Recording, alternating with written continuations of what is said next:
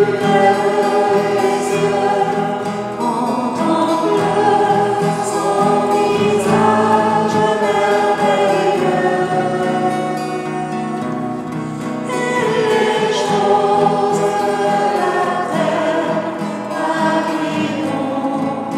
allez bien? Ce soir, j'ai été guidé par votre louange, par l'intercession, puisqu'il y a des chants des cantiques, qui ont fait allusion à la royauté. Vous êtes rendu compte de ça? Et je me suis dit, je vais peut-être vous parler de notre vocation de baptiser, de prêtre, de prophète et de roi. Alors je ne sais pas si vous y avez déjà réfléchi, mais nous sommes tous dépassés par la grâce de notre baptême. C'est tellement important que quand on y songe, on se dit, mais si on avait pris conscience de l'importance du baptême, peut-être qu'on ne pourrait plus vivre comme on vit habituellement parce qu'on serait trop happé par les conséquences de notre baptême. Pourquoi? Eh bien parce que par notre baptême, par notre immersion, non pas dans les eaux du Jourdain, comme c'est le cas pour Jésus, puis ceux qui allaient se convertir, mais dans notre immersion dans le cœur de Dieu, il se passe un événement absolument unique, c'est que tout ce qui était en nous, disposé pour être en relation avec le Père, fonctionne par l'Esprit qui nous a été donné, et par le sang de Jésus qui nous a rachetés, qui reprend toute la situation en main. Notre organisme spirituel est mis en place par le baptême. Et ça, c'est le grand cadeau. Tout de suite, je vous ai lu la rencontre de l'eunuque avec Philippe dans le désert. Il est en train de lire le prophète Isaïe. Comme une brebis, il était conduit à la boucherie, comme un agneau muet devant celui qui le tond. Ainsi, il n'ouvre pas la bouche. Dans son abaissement, la justice lui a été déniée. Sa postérité, qui la racontera? Car sa vie est retranchée de la terre. Je ne vous fais pas l'affront de me traduire cette prophétie d'Isaïe. Vous le savez très très bien que toute prophétie a comme centre l'annonce de Jésus. Jésus est au cœur de la parole, de tous les livres bibliques.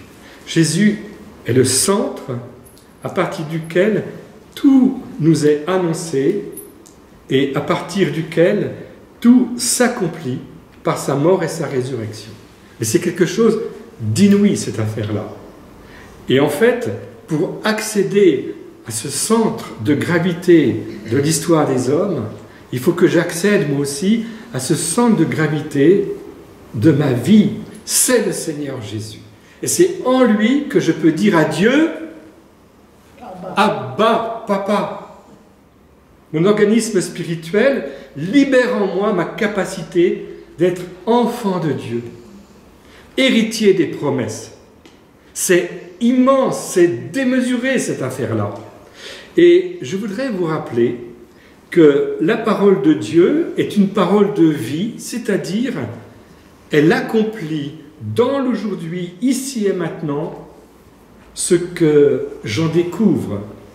C'est un gouffre sans fond de bénédiction qui ne cesse de se répandre sur la terre, à travers les générations, et sous plan géographique, à travers les pays, les nations. Et dans l'Apocalypse, le dernier livre de la Bible, nous contemplons ce peuple immense qu'on ne peut pas dénombrer, de tout peuple, nation, culture. Ils sont là devant l'agneau et ils chantent la victoire de l'agneau, la victoire de Jésus. Notre vocation, c'est une vocation nécessairement prophétique. Parce que, en étant fidèle par notre organisme spirituel à cette relation filiale avec le Père que nous recevons par l'Esprit Saint qui nous rapproche de Jésus, qui nous unit à Jésus, à ce moment-là, nous vivons autrement et en qualité nos relations les uns avec les autres. Et pas seulement avec Dieu, mais aussi avec tout le monde qui nous entoure, dans toutes ces dimensions politiques, sociétales, etc. Nous sommes un peuple de prêtres, de prophètes et de rois. Et je suis heureux de vous parler de la prophétie parce que, figurez-vous qu'il m'arrive de rencontrer des personnes qui sont en panne de prophètes. Quelqu'un qui puisse leur donner une impulsion. Où je vais? Quel est le sens de mon existence? Et dans le langage courant, on sait qu'il y a des personnes qui s'octroient soi-disant le don de prophétie pour dire l'avenir. Mais l'avenir, il n'est pas à dire puisqu'il est déjà là. Il est déjà réalisé par la mort et la résurrection de Jésus et par le don de l'Esprit Saint. Et ce qui est à venir, c'est l'accomplissement de ces 3 jours et du don de Pentecôte. Je voudrais qu'on reste sur cette petite ligne très simple de la grâce du baptême qui nous a été donnée ce soir dans les Actes des Apôtres. Et je vais vous raconter une petite anecdote. Ça m'a surpris et en même temps, il ne faut pas que je sois surpris parce qu'il est évident que beaucoup de personnes portent au fond d'elles-mêmes un joyau que le Seigneur veut révéler, une capacité d'amour, de se laisser aimer par Dieu et d'aimer Dieu, mais il faut casser la coque. Regardez, on m'a vendu à Sainte-Marie-aux-Mines quelque chose, je ne sais pas comment ça s'appelle, c'est un nom technique, c'est une pierre très ancienne. Cette pierre, elle n'a rien d'extraordinaire à voir. Hein. Mais si jamais je la casse et que je l'ouvre, je découvre à l'intérieur une beauté insoupçonnée. Eh bien, ceux qui nous entourent, ceux que nous rencontrons, sont apparemment comme ces pierres. Ils n'ont rien d'extraordinaire à voir extérieurement, je la pose là délicatement, et au fond d'eux-mêmes, ils ont un trésor, mais il faut leur permettre d'accéder à ce trésor. Alors il m'est arrivé cette anecdote dans le train, j'allais à Chambéry, je rentre dans un compartiment où il n'y a que 6 places, vous savez, comme autrefois, et j'étais tout seul, et puis voici que quelqu'un me rejoint, un monsieur d'une 40aine d'années, il était sur son smartphone, ça durait 10 minutes, un quart d'heure, moi j'étais sur mon smartphone, j'avais des vêpres à dire, j'avais donc mon office, et puis au bout de certain temps, je dis, écoute Seigneur, à toi d'y aller maintenant. Hein.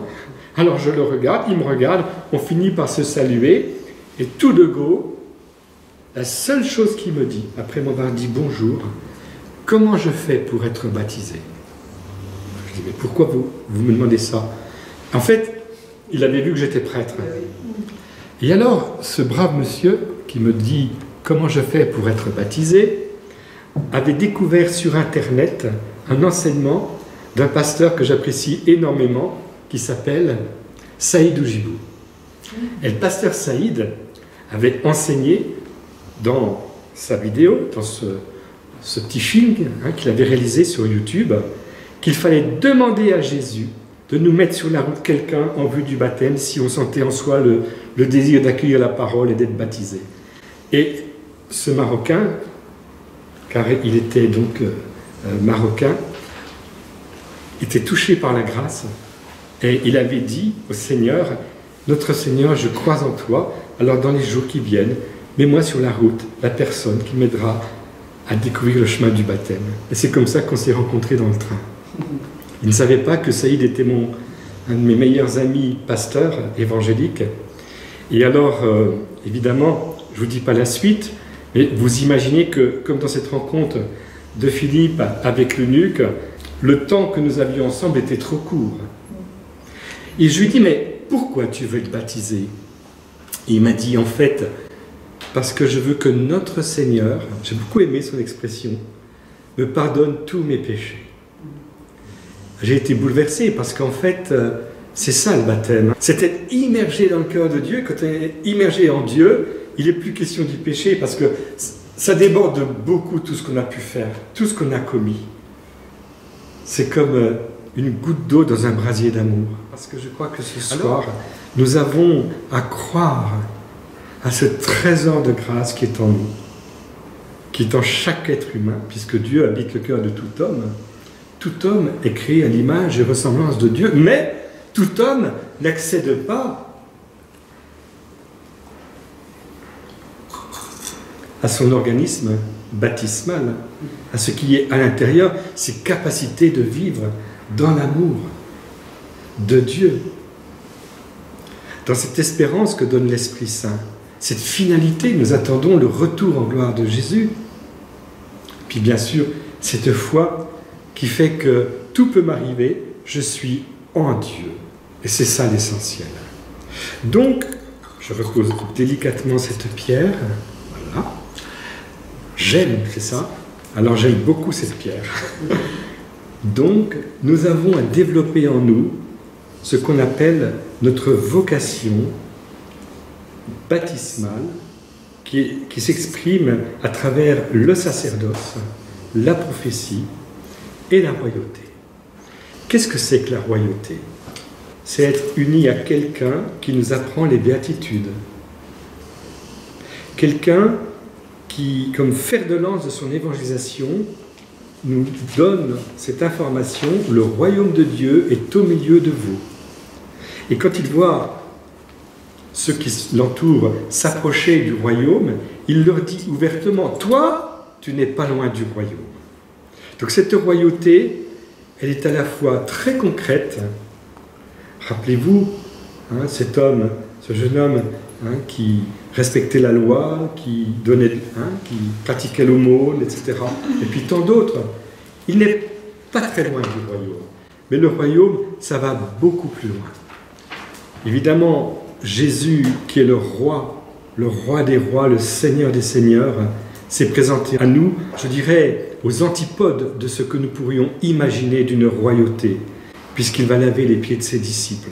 Il se fait serviteur. Et finalement, le royaume qu'il annonce, c'est le royaume qui proclame bienheureux les pauvres, qui proclame bienheureux les perdants, ceux qui sont dans la miséricorde, qui proclame bienheureux ceux qui sont à la recherche de la paix et qui refusent œil pour œil, dent pour dent. Ce royaume qui invite à la justice, comprise sur le plan biblique, c'est-à-dire à nous ajuster sans cesse au bon vouloir de Dieu. Et c'est jamais gagné parce que, vous le savez bien, la règle nous enferme, c'est saint Paul qui le dit.